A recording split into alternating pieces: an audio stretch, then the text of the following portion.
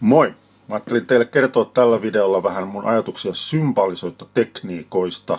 Tämä on mulle rakas aihe, mutta älkää ottako näitä tämmöisenä niin kuin faktoina tai sääntöinä. Nämä on vaan mun ajatuksia, mihin mä oon syystä tai toisesta päätynyt vuosien varrella. Mulla on ollut monia hyviä opettajia, joilta mä oon oppinut, ja sitten katsomalla rumpaleita. Nykyään tietysti voi katsoa YouTubesta vanhoja rumpaleita, mestareita, miten ne soittaa, ja niistä mä oon tehnyt päätelmiä. Nyt tässä edessä on pädi, eikä symbaali. Ja tämä sen takia, että vaikka mä en ole opetellut näitä asioita niinkään pädin avulla, vaan mä oon soittanut suoraan symbaalia itse ja oppinut nämä asiat symbaalin kautta, niin mä oon tälleen vanhemmiten sitten tajunnut, että näissä asioissa, mitä mä teen tuossa symbaalilla, niin siellähän on takana jotain semmoisia struktuureita, joita me voidaan käsitellä ihan näin niin kuin pädin avulla. Ja tämä on tavallaan tätä niin kuin itselle uutta ajattelua, mistä musta on ehkä hauska muillekin tässä nyt kertoa.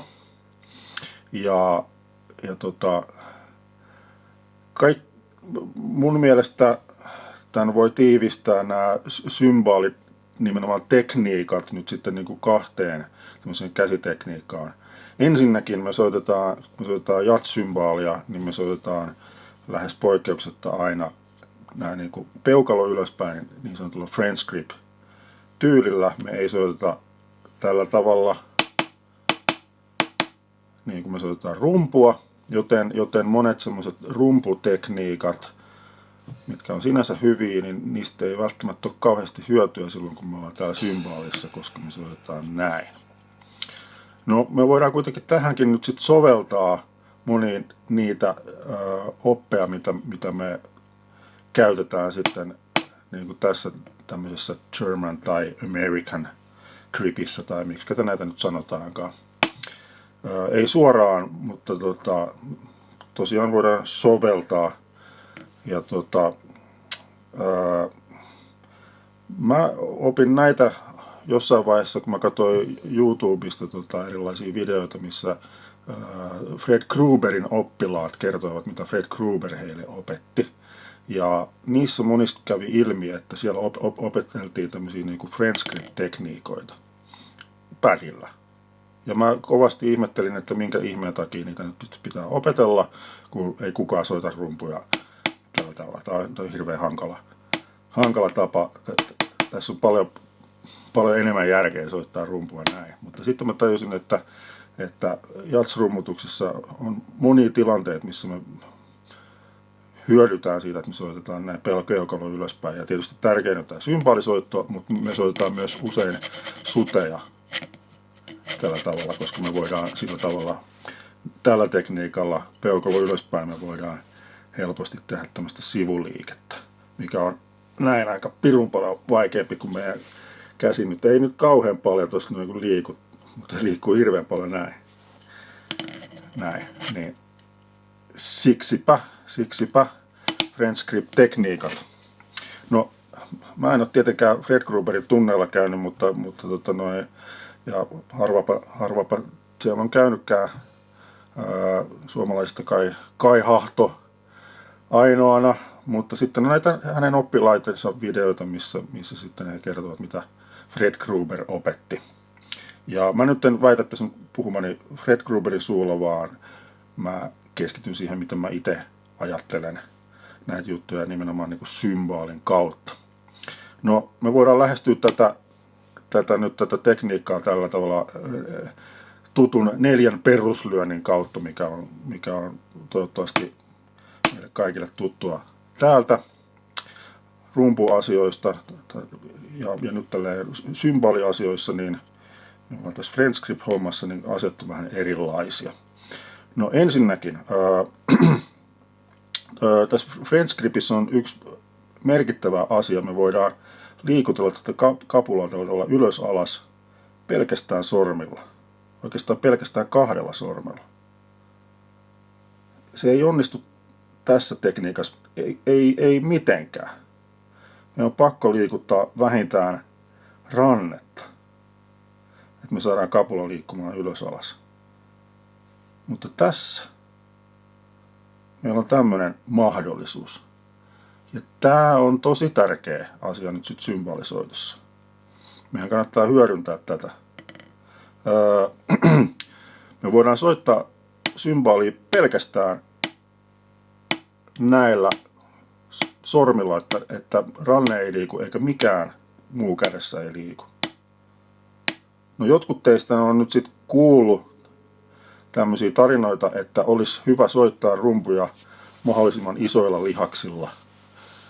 Ja se usein pitää paikkansa, mutta silloin kun me soitetaan symbolia hiljaa ja meidän pitäisi kontrolloida sitä mahdollisimman tarkasti, niin silloin kannattaa käyttää mahdollisimman pieniä lihaksia. Mä voisin verrata sitä siihen, että kun me kirjoitetaan, niin silloin kun me kirjoitetaan jotain graffitteja, isoja graffitteja betoniseinälle spraypurkilla, niin silloin me käytetään isoja lihaksia, näin. Mutta kun me kirjoitetaan pientä tekstiä paperille lyijykynällä, niin silloin me käytetään ihan näitä pikkulihaksia, pelkästään sormia. Silloin kun tehdään pikkutarkkaa työtä, silloin käytetään pieniä lihaksia, koska niillä saa aikaan tarkkinta jälkeä. Isoilla lihaksilla me ei voida tehdä tarkkuustyötä. Me ei voida kirjoittaa tällä tavalla näin, vaan me kirjoitetaan näin. Niin sillä tavalla vastaavasti, kun soitetaan hiljaa tarkkaan, niin meidän pitää, tai me voidaan tietysti koittaa soittaa näinkin, mutta tämä on hirveän epätarkka tapa. Pelkällä sormella saa paljon tarkempaa jälkeä aikaa.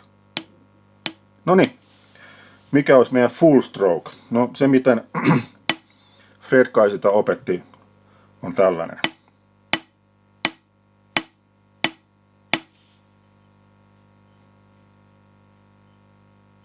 Näin. Ja tässä hyödynnetään tietysti tämä rebound, mikä tästä pädistä ja symbolista aina tulee. Meillä ei ole oikeastaan semmoisia symboleja. No haitsut on toki, jos ne on kiinni, niin siellä ei ole välttämättä kauheasti reboundia. Mutta aina kun meillä on symboli, niin meillä on rebound ja sitä me aina käytetään. Ei ole mitään syytä olla käyttämättä sitä. Eli full stroke.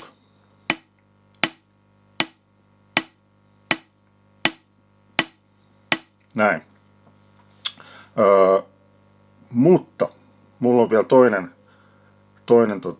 näkemys, mitä mä itse käytän symbolisoitossa. Mä hyödynnän tämmöistä tekniikkaa, että mä lyön, huomatkaa pelkillä sormilla, mä lyön kapulan takapuolta tuohon mun kämmeneen. Siitä kuuluu ihan ääni.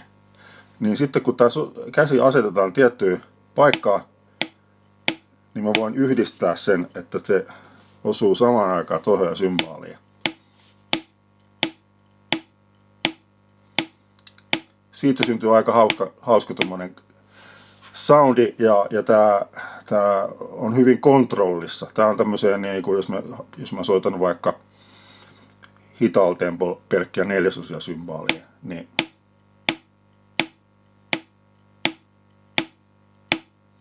that's it.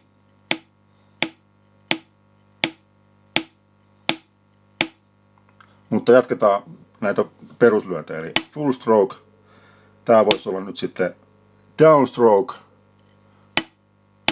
Downstroke. Ja sitten meillä on tap, joka tehdään vaan tälleen pikkusen sormilla näin. Mutta sitten on tää vaikea. Eli nyt meidän pitää muodostaa upstroke. Ja tähän meidän pitäisi käyttää jotenkin modifioida tämä niin kuin möllerlyönti, mikä lähtee täältä, missä on ideana se, että no ei mun tarvitse nyt mennä siihen, kaikki tietää sen. Mutta miten me tässä voitaisiin hyödyntää tuommoista möllerliikettä, niin se tehdään niin, että meidän pitäisi saada tämä kapula liikkumaan näin. Eli käsi menee ylös alas, mutta kapula tekeekin tällaista heiluriliikettä. Ja huomatkaa, että tämä käsi menee paljon vähemmän ylös alas kuin tämä kapulan kärki.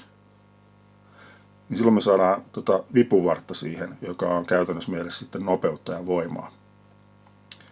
No täällä se tehdään sitten näin, että mä tälleen liioitellusti teen tämän näin, että tämä nousee tuolta ylös ja sitten tämmöisellä heiluriliikkeellä se tulee sieltä tällä tavalla alas.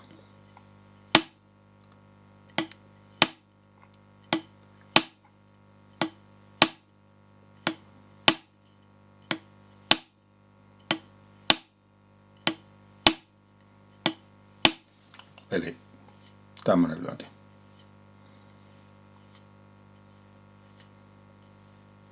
Tuntuu aluksi hassulta, mutta on lopulta aika looginen sitten kuitenkin. Niin.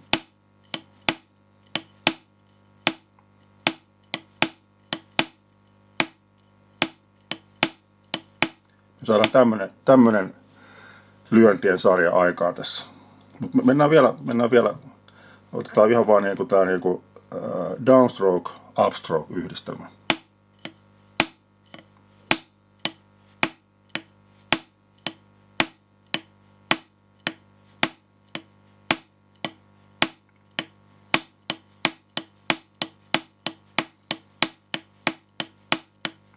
Ja sitten meillä voisi olla downstroke, tap, up.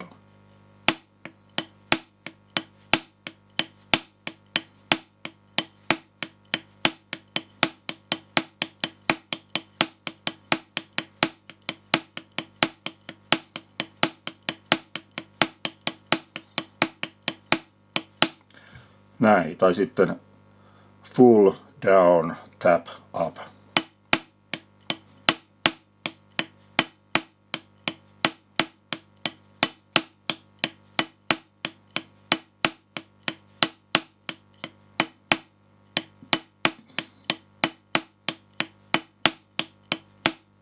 Ja samat symbaalilla.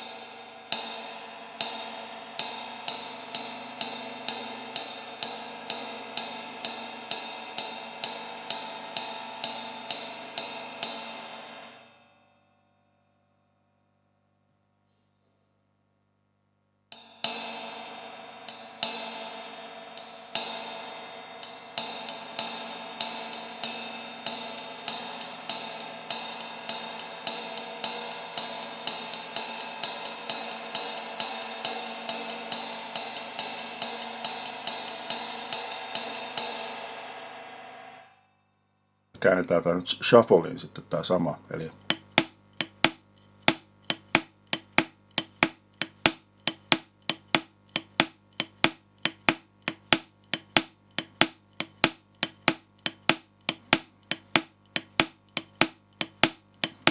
ja sama symboliin.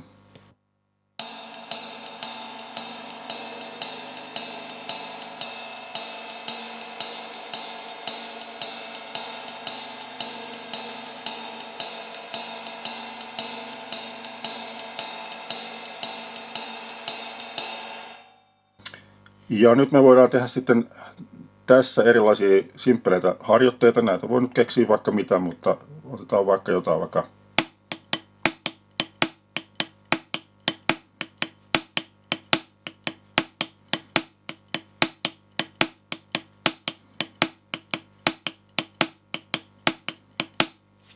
esim. Ja tavoitteena olisi nyt saada hallinta semmoiseksi, että me voidaan soittaa vaikka syncopationia vaikka tällä tavalla, että aksentoidaan aina ne nuotti-iskut siellä ja shufflea koko ajan.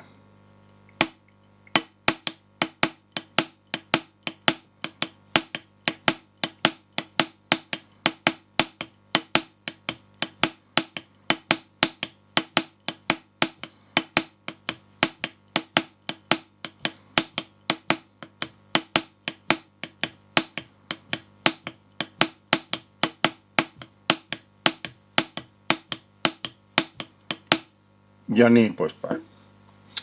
Ja se sitten symbaaliin myös.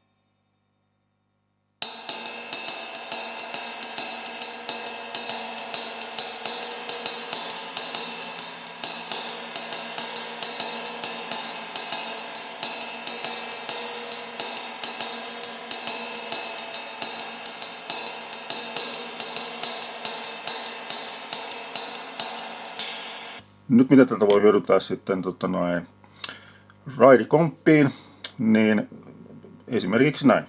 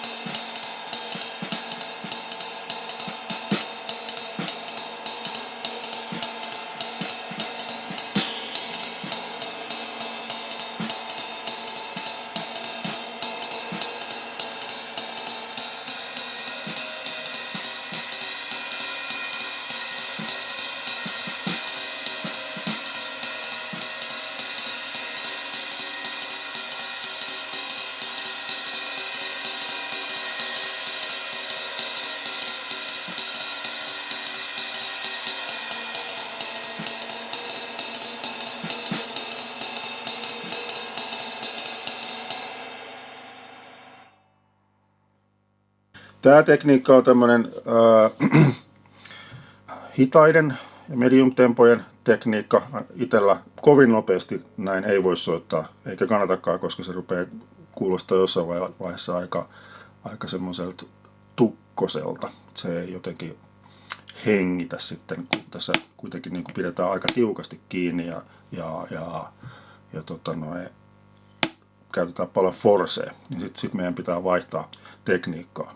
Ja kun me nostetaan tempoja, niin sitten päästään tähän seuraavaan päätekniikkaan, mitä me tarvitaan symbaalisoitossa, niin on open-close-tekniikka tai push-pull-tekniikka. Tai oliko näin, että Fred Krueber kutsui tätä tekniikkaa näinkin omaperäisellä nimellä kuin The System. Miettikääpä sitä. Varmasti te kaikki tiedätte, mikä on push-pull-tekniikka, mutta mä näytän, miten mä ajattelen sitä. Kaikki nimittäin ei ajattele tätä ihan samalla tavalla. Ja tämä tekniikka semmoisesta ajatuksesta, että auki ja kiinni. Auki, kiinni, auki, kiinni. No nyt push-pull-tekniikka ei ole sormitekniikka, vaan mitä suurimmassa määrin rannetekniikka. Ja sitten kun me voidaan myös soveltaa siihen, ja yleensä sovelletaan myös koko käsivartta. Että auki on tämmöinen, missä käsivarsi on vähän ulkona, ja kiinni on tämmöinen, missä olkapää tulee sisään. Ja nyt olennaista tässä on se, että kun tämä kiinni, niin tämä käsi on tämmöisessä asennossa. Tämä on niin kuin 45 asteen kulmassa. Se ei ole näin, vaan näin. Koska jos me otetaan joku asia kiinni, niin silloin tämä käsi liikkuu luonnostaankin näin. Sillä me saadaan tuosta ranneliikkeestä me saadaan hirvittävän paljon voimaa. Ja sitten me tarvitaan nyt voimaa, koska voima on sitten nopeutta. Näin. Et jotkut yrittää tehdä tästä pelkästään sormilla tällä tavalla, niin tämä on kyllä aika onneton. Tämä voima, puristusvoima, mikä meillä on pelkästään näin sormenpäillä. Se on, tällä tavalla me saadaan kunnolla sitä voimaa. Vähän niin kuin, että mikä sitä oli tämä vertaus jollain, että pitää kuvitella, että on kädessä vettä ja sitten se heitetään tuosta noin. Siihen tulee nämä kaikki, sormi, ranne ja vielä toi koko käsi, kyynärpääliike. Näin. Ja sitten kun me sovelletaan tätä ajatusta tänne, niin kaikki lähtee tästä, että peukalo on tuossa ylhäällä. Ja sitten kun me otetaan auki, kiinni.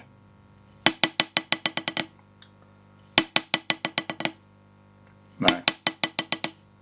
Ja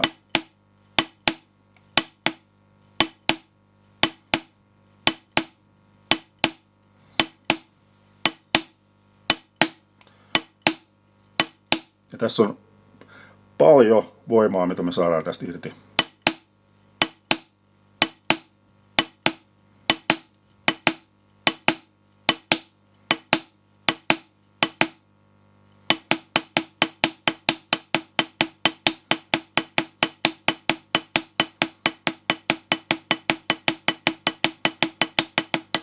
Huomatkaa ranneliike.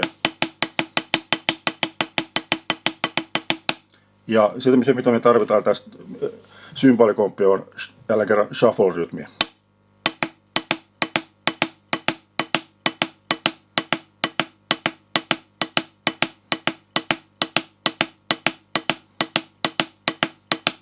Ja ideana on se, että jälleen pyritään korostamaan niitä neljäsosia, ja ettei me soitto kuulosta tältä.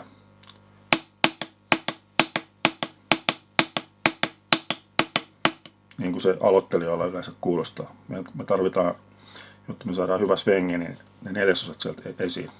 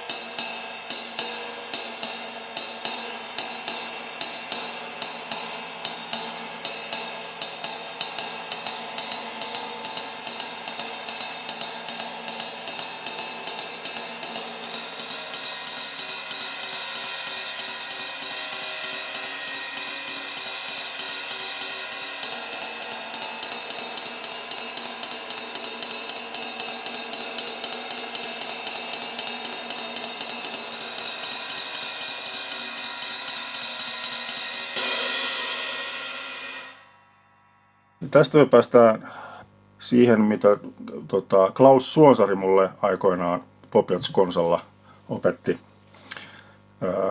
Hän kutsui tätä tekniikkaansa Drop the Stick -tekniikaksi. Ja siinä oli idea tämä, että me opitaan pudottamaan kapula ensin. Se on suht helppoa tässä padilla, tämä pudottaminen, mutta aloittelijoille symbaaliin tämä on jo ihan hirveän vaikea niin, että tämä kapula menee tosiaan ylös alas eikä pompi tälleen hallitsemattomasti. Eli ensin opeteltiin ihan vaan pudottamaan se siihen. Ja nyt me huomataan tässä se, että me voidaan kontrolloida peukalon paineella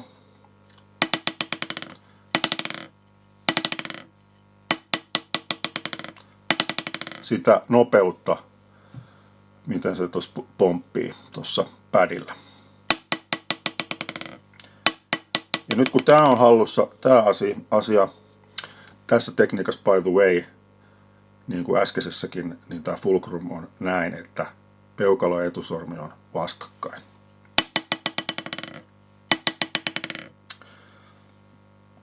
Tätä voi soittaa myös, ja itse asiassa silloin kun mä soitan nopeita tempoja, niin mä itse asiassa soitankin näin. että mun peukalo onkin tuolla etusormen etupuolella ja toi peukalo aika tuolla niin kuin vaan kärjestään, ei näin vaan näin. Se jeesaa mua nopeissa tempoissa, josta lisää myöhemmin. Mutta nyt otetaan vähän taaksemmas. Ja tässä sitten kun me opitaan tämä pudottaminen, niin nyt me vaan opitaan pysäyttää tämä liike silloin kun meillä on 3 iskua. Ensin vaan pysäytetään. Ja sitten kun se on opittu, niin sitten me opetellaan kontrolloimaan sitä. Ja siinä me tarvitaan nyt tätä open close tekniikkaa, että me saadaan se tulee lujaa.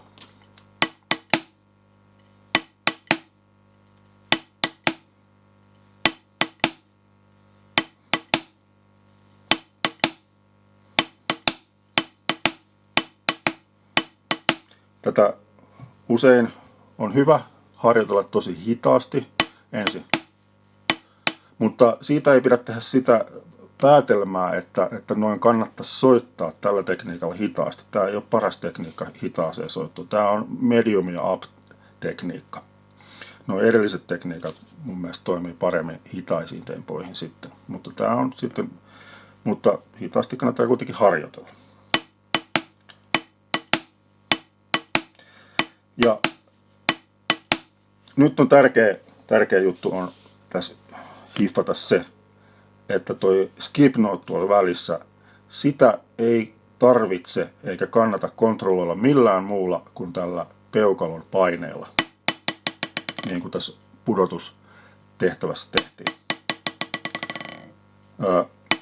Ja te huomaatte, kun mä teen tän näin, niin mä avaan nuo sormet tosi auki.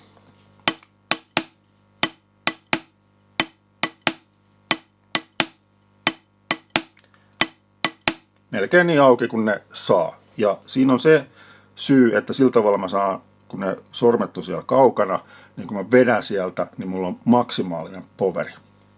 Ja jälleen kerran me tarvitaan sitä voimaa tähän näin. Jos ne on kovin lähellä nämä sormet sitä kapulaa, niin tässä on hirveän paljon vähemmän poveri. Jotkut yrittää soittaa sillä tavalla, että on sellainen niin ideologia, että aina pitäisi olla joku kontrolli täällä, että nämä aina pitäisi olla jotenkin kiinni, jolloin päädytään niin kuin tämmöiseen semmoiseen tekniikkaan, missä yritetään näillä tehdä se liike. Joo. Voihan sitä yrittää, mutta se on ensinnäkin täysin turhaa. Me ei tarvita sitä näiden takasormien kontrollia siihen skip noteen. Se riittää tämä peukalo.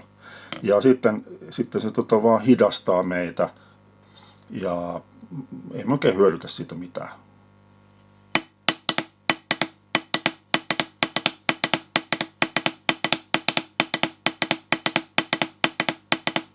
Ja huomatkaa, tämä mun pieni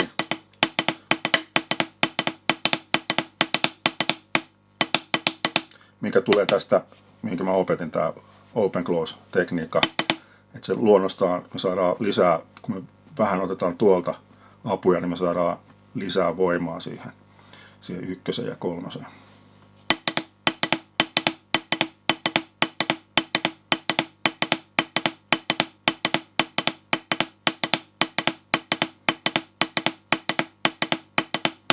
Ja tätä nyt pitäisi mun mielestä soittaa sillä tavalla, että tämä käsi olisi mahdollisimman rento, että tämä ote tästä kapulasta olisi mahdollisimman löysä.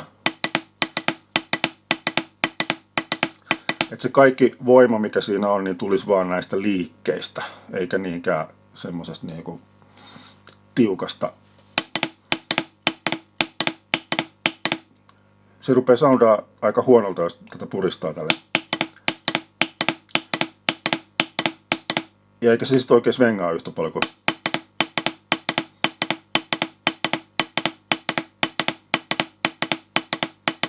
Meidän pitää opetella kontrolloimaan sitä fraseerausta, että millainen se on, onko se pyöreä vai tiukka.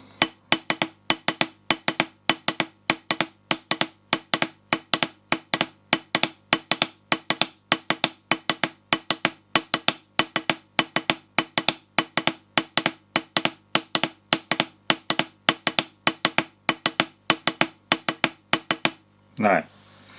Yksi hyvä tekniikka tai harjoitus, minkä mä opin Jussi Lehtoselta, että miten oppii löytämään voimaa siihen close-iskuun, on näin, että opetellaan soittaa suoraan. Tämmöinen niin kuin 3 iskun open close-sarja.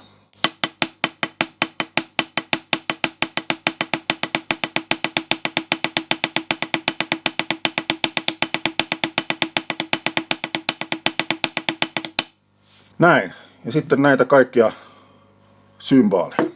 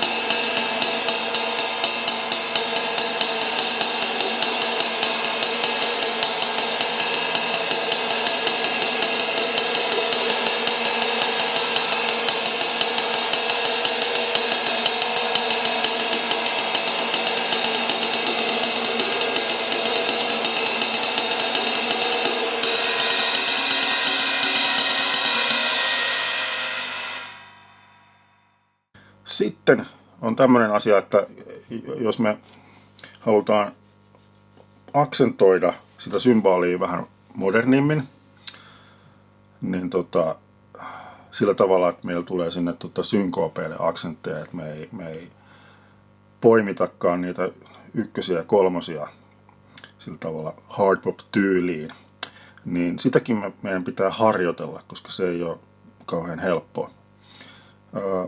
Monet lähtee soittamaan semmoista synkopoivaa tyyliä johonkin tähän tapaan. Niin kuin.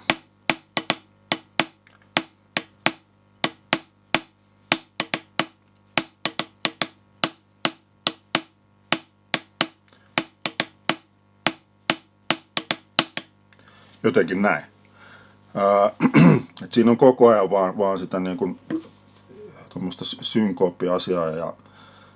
Mutta se ongelma on, että tuommoisessa tyylissä ei synny semmoista sitkoa, mikä mun mielestä kuuluu hyvään symbaalibiittiin. Parempi tapa on opetella soittaa sillä tavalla, että meillä koko ajan pysyy toi perus spängälängä siellä takana, mutta me vaan niinku aksentoidaan eri lailla sitä.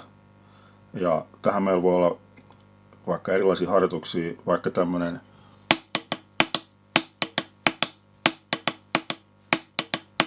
tämmönen 5 iskun sarja.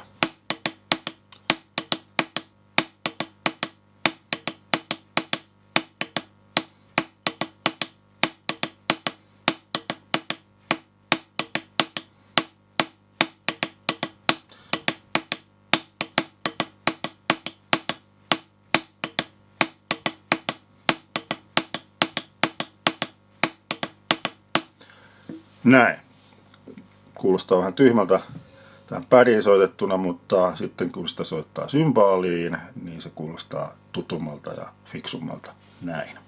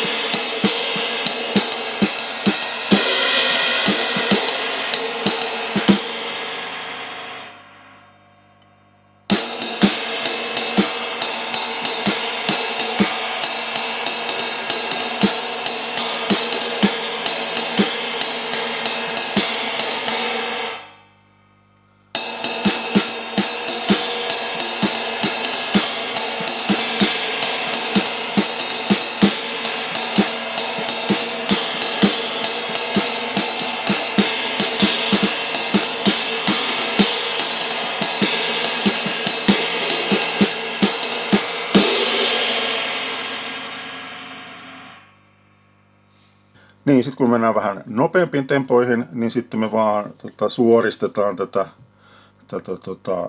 shufflea, jotta siitä tulee suoria jotenkin näin.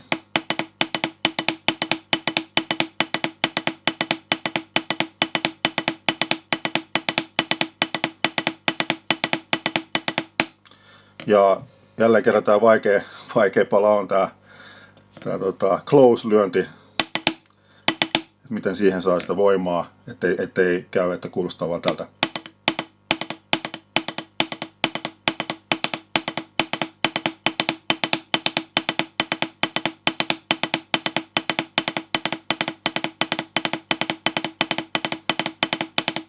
Mä en ole mikään nopeusekspertti, mutta mua tosiaan jeesaa näissä nopeissa asioissa, jos mä teen näin, koska mä oon huomannut, että jos pitää soittaa älyttömän nopeasti, kuvitellaan joku ihan niin kuin naurettava joku,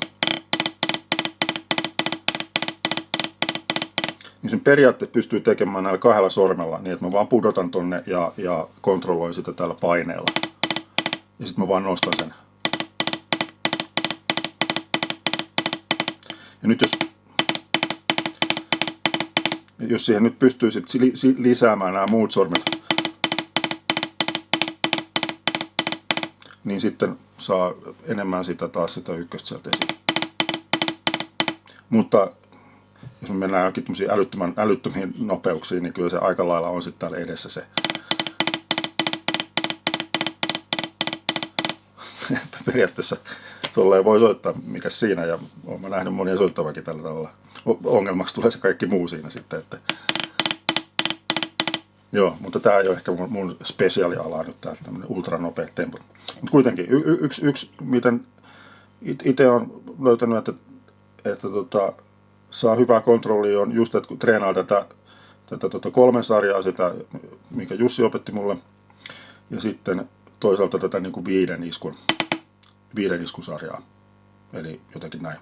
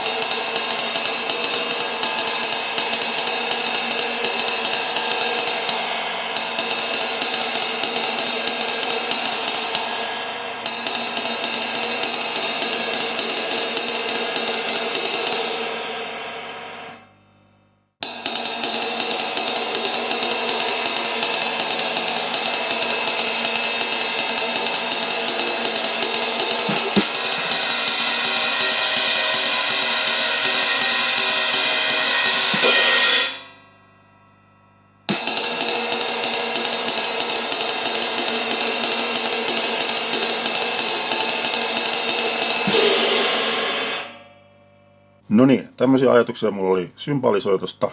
Kun jossain törmätään, niin kertokaa mitä ajattelette. Tai kertokaa miten te soitatte symbalia.